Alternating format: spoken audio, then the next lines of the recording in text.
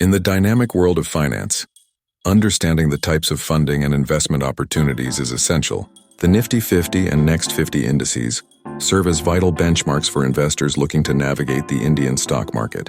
Both indices encompass a curated selection of stocks, offering insight into market trends and investor sentiment.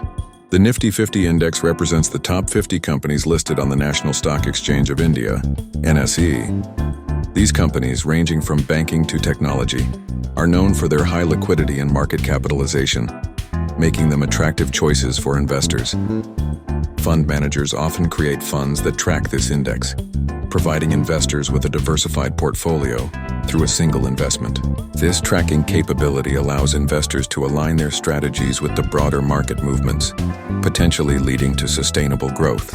On the other hand, the Nifty Next 50 index comprises the 50 companies that follow the Nifty 50. This index serves as a stepping stone for businesses aiming to enter the elite Nifty 50 listing. Investors interested in higher growth potential often look to the Next 50 for opportunities. These companies tend to represent industries that are either emerging or expanding, making them attractive for those seeking to capture growth at an early stage. Different types of funding mechanisms emerge from these indices, allowing investors to choose how best to allocate their resources.